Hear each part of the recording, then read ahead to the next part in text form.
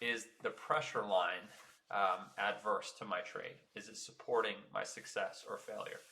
Back to line 5.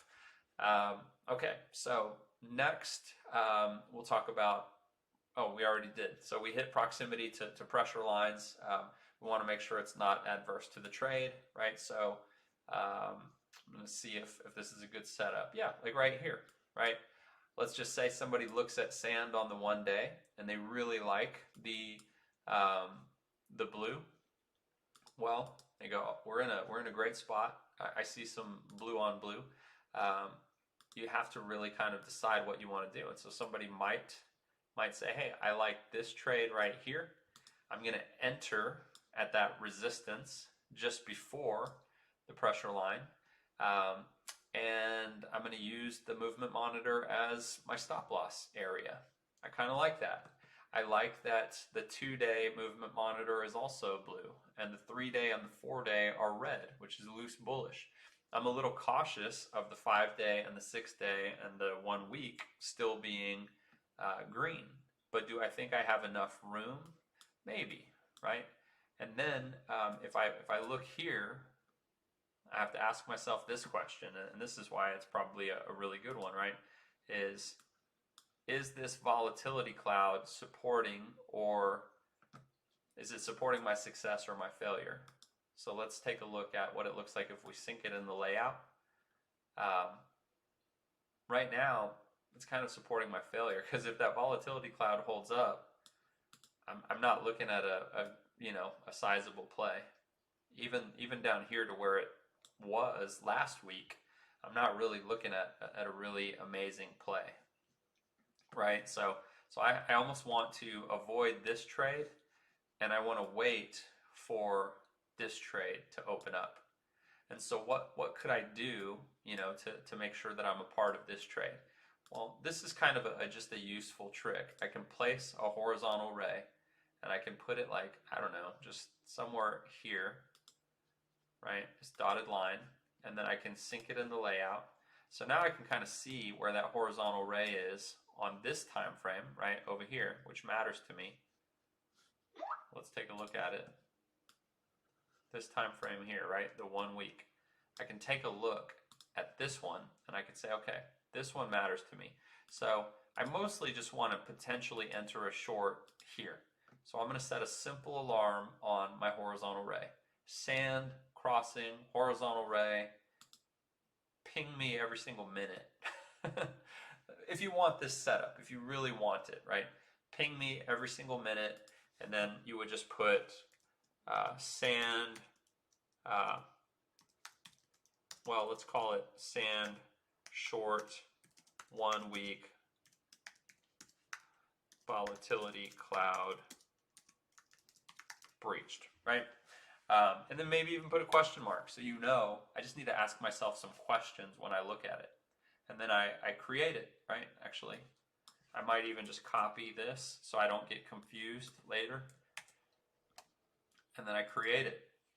And boom, guess what? It's actually amazing. When that volatility cloud gets touched, when that dotted line gets touched, it's going to remind me every single minute, or every however often, that it's actually in breach of that cloud. And then I can look for that position.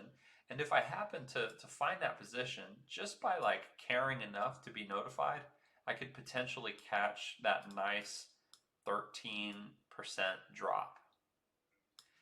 And instead of entering at a place where this volatility cloud here on the 1 week is kind of working against me, I can enter at a place where it's now, like if this price action was below this white line, if it had touched it, this would essentially flip to red. And it would at least be flashing red, and it would show up somewhere like this. It would kind of show up on, the top side somewhere. It would flip, and then you'd have this nice little thing like this. And so then you could consider, do I want to trade based on, this pressure line or that pressure line, or do I want to trade on, based on some larger time frame? But you at least, or do I want to trade the movement monitor, right? Maybe I just want to trade something like the 3-day movement monitor, or the 2-day or 1-day volatility cloud, which at that point in time maybe a little lower, right? And so if you get that alignment of volatility cloud with two pressure lines, that's a great place to enter a short, right? And so if you ended up there, it could just be like a few days down the road. But if you end up there, then you get this beautiful opportunity to potentially short all the way down to 36 cents, which doesn't sound like much, but it's risking about 1.36%. So you could forex this or so and still be, in the range of 5% on your losses. You could have a 14 risk reward ratio, which means 14 parts reward per 1 unit of risk. You'd have a 19% gain, give or take, if you went all the way to that line, if this move was successful. And so let's just say you multiply that by 4 because you did decide to do Forex leverage. Well, that's 80%. And if you make 80% on, whatever sum of money, that's really nice if you can protect it with still only, give or take, a 5 or 6% capital at risk, right? You're risking 6% to make 80%. And then you have to find a number that's an absolute value, whether it's $1,000, $10,000, whatever it is that works for you. But you have to find that number where those numbers feel comfortable, where you can truly live with the downside, where you can truly live, we can all live with the upside. So let's just say where you can truly live with the downside. And I think that is great. I think the upside question should be, is this trade worth it to me, right? So somebody might say, would it be worth it for me to do this if I was going to risk $1,000, I put $1,000 position and I'm going to risk $50 to make $800. Is that worth it to me? Some people would say yes. Other people might say no. And so that person that says no has to say, well, do I like this setup enough to do it with $5,000? And then they just run the numbers again at 5,000. There's no right or wrong answer, but each person has to decide, where do the numbers make sense for me? And we're going to talk about this further on down in the checklist, but going back to this quadrant number 7, if the volatility cloud holds there, and especially if I'm considering, entering from a much lower place, like on this, if I'm looking at entering based on data from chart number 1 over here, right? Let's just say I was thinking about entering based on data here. Well, if this was going to be my entry, I have to kind of ask myself, if the volatility cloud over there in quadrant 7, which again is down here, I have to ask myself, is that worth it, right? Give or take, right about here. And so if I go look at that, I can see my line as I'm moving on different charts. And so if that line is right here, gosh, that's not worth it at all. I'm literally risking 1 part of risk for just, a 1.5 unit of reward. Like, that asymmetry is not great. We want to look for 7 or 8 or 10, and then we want to find logic to prove to ourselves that the asymmetry is realistic, right? And what I mean by that is I can just make something up. I can say, oh, well, this trade, if it goes down to, let's just pretend, right? If it goes down to 25 cents, my asymmetry is incredible. It's 38. But there's no logic behind it, right? We have to have a place where there's logic. And so we do have logic if we use the pressure lines.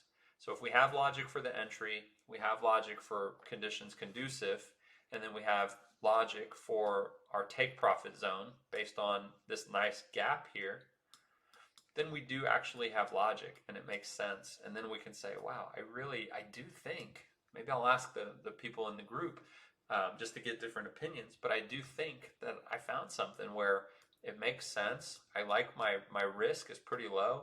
I love the idea of this reward. I think conditions are conducive. Again, I'm going to get some second opinions if I'm new. But gosh, this thing's hurting me. So only when this thing goes away, or clearly, is likely to go away, like let's say it's red and this only has, 4 hours left, and you happen to still be in a position to catch a nice downward move up here somewhere, well, that's where you might start just kind of asking, okay, like, I'm convinced I want to short because that volatility cloud on the 1 week did turn red. So now that I'm convinced I want to short, where do I want to short from? Do I really want to do it here, try to ride the momentum, or do I want to be a little more conservative, find one here? Or do I want to be a little more conservative than that and find one up here? Or, do I want to really try to be conservative and find one up here? And the problem with being too conservative is you just can't be frustrated if your position doesn't hit. Because, again, there's always logic that can kind of help you, but it's like, so far, how often has sand retraced to the red volatility cloud on the 2-day? Well, it never has. not in this instance, right? So for you to expect it to is kind of like statistically improbable. And then you could kind of ask yourself the same question on the 1-day. Well, how often has it happened on the 1-day? Well, gosh, it hasn't. So maybe even the 1-day is a little bit too much. So now I go to the smaller time frames and I look at one where it has the highest potential, right, to do that. Or at least it's worth entering a trade. This is a lot of time here. For people who don't want to wait a very long time, who want to be in a trade, which I'm not encouraging impatience, but I just want to point out that this is a type of setup where if you're hoping to be the guy or the woman that enters this at the volatility cloud, you could be waiting a while. This is 1 week. It happened once in a whole week. And this could have been at 2 in the morning. You have to go and check, like, okay, when did that even happen? Would I have even been awake? What's realistic? And so that's where setting those alerts is kind of useful. And that's where just paying attention is useful. Because more often than not, if you have scanners and you look for setups and you're looking at algos, you will find a moment in time where you're right in front of the computer and it's kind of a situation like this. And then you can go in and you can say, wow, like I just happen to be here, and I know what a good setup looks like. And so I see Bitcoin doing whatever it's doing. And so I like the idea of trying to enter at this 4-hour volatility cloud. My first attempt is going to be here, right? I believe we're in a downtrend. So my first attempt is going to be here. My conservative take profit is here, which is not bad. It's almost an 8 risk reward ratio. I stand to make almost 5% just organically. So if I do a 5x leverage, I stand to make 25%. If I lose, I stand to lose, 0.62 times 5. So what is that, about 3.1%? I can handle that. I really like this trade. I like the probability. It feels pretty good, right? And then I want to kind of see, like, what does it really look like on these other time frames? And so I can kind of look and I can kind of see, like, what it actually looks like on these other time frames. It may or may not help me, right? At that moment in time, it looks like, actually, let me go back here. This is hindsight is 2020. I totally get that. But I want to kind of show, what it looked like. You could have entered, because these things would have been about the same. You could have entered based on the 4-hour data. And then you would have had to ask yourself, like, how do I feel about the 12-hour? Is it supporting me, supporting my success, or my failure? And what that really looks like is it was blue the whole time. It was blue, So that's supporting my, even though to the rest of the world it kind of looks like we're in up pressure and now's the time to long sand. When you see that bearish confluence in the 12-hour and the 1-day, and the 1-day is, pretty much still always been within that red volatility cloud. And the 4-hour was pretty consistently in that cloud. And then you maybe like see where the 12-hour was. Make sure you're using the right volatility cloud setting. But, you start to look for those things. You at least know that the 4-hour never went green, never went orange. And then if we go here, and there were, like, keep in mind, there were time frames where this was probably orange on orange, right? I mean, even here in the 4-hour, it took some orange to get it up there. But if you have perspective on the larger trend, then, it's possible to use that to your advantage.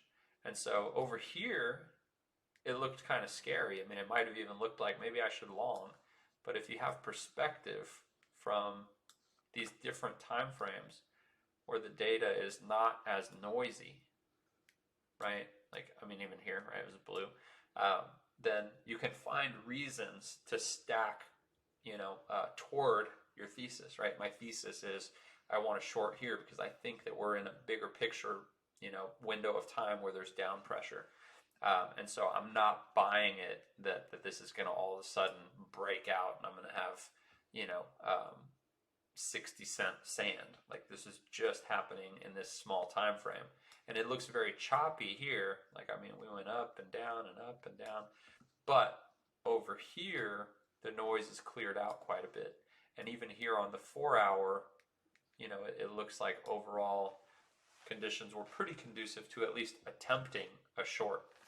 So that's another example of just looking for that sandwich of confluence, right? You see what it looks like just utilizing volatility clouds, and then probably more importantly, blue movement monitor, blue and red movement monitor. It was red here, but it never turned green. Definitely never turned orange. You don't want to go against orange movement monitors. And the larger the time frame, the more it generally matters because it took a lot longer to build that trend in longer time frames. It's like why the 5-minute can go from being an orange movement monitor to a blue one probably many times in a 1-day period, right? Here's a blue. So if you're playing that game, it's easy to get chopped up. And that's why a shortcut is looking for the stripes, right? I'm looking for the stripes. If I'm playing any time frame that has a lot of stripes, then I'm playing a time frame where it's that whole Nightmare on Elm Street thing. I could get chopped up and have issues. But like here's a great example. Again, not that I would do this on the 24-minute. I definitely would not go against an orange movement monitor. But when you happen to show up to conditions that are conducive to bearishness, and you happen to be right around price action where you just see it live and it's pushed up against the volatility cloud, that's a great place to consider going through your checklist and maybe finding out if it makes sense to do an asymmetrical short.